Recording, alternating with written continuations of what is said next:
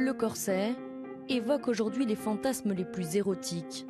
Mais pour les femmes qui le portaient, c'était comme un instrument de torture. Les premiers corsets datent de la Renaissance. En fer, ils redressent le corps des femmes de l'aristocratie pour leur permettre de dominer leurs passions jugées immorales.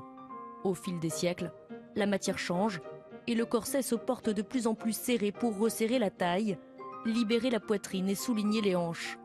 C'est le corset en S, vivement critiqué par les hygiénistes à la fin du 19e siècle. En 1905, il passe sous la poitrine. C'est la naissance du soutien-gorge. Là, le corset se divise en deux. Vous avez en haut le maintien-gorge ou le soutien-gorge et en bas la culotte-gaine qui va non pas servir de culotte forcément, mais en tout cas servir à tenir les bas. L'idée est de supporter la poitrine par les épaules et non pas de le pousser comme faisait le corset par en dessous. Les femmes sont restées pendant très longtemps nues sous leurs robes. C'est Napoléon III qui impose le port de la culotte fendue sous les crinolines en 1850, un pantalon de lingerie ouvert au-dessus des pieds. Il se raccourcit progressivement à partir de la Première Guerre mondiale jusqu'à l'arrivée du panty dans les années 60, en même temps que la mini-jupe, qui se porte à mi-cuisse. Le collant fait son apparition en 1965, une véritable révolution pour les femmes aux prémices de la libération sexuelle. Son adoption marque la démocratisation du nylon.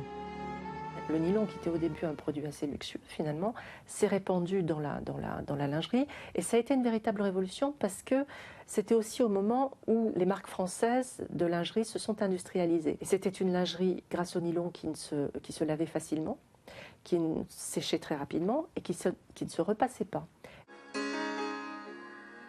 La lingerie façonne le corps de la femme et évolue en même temps que les canons de la beauté.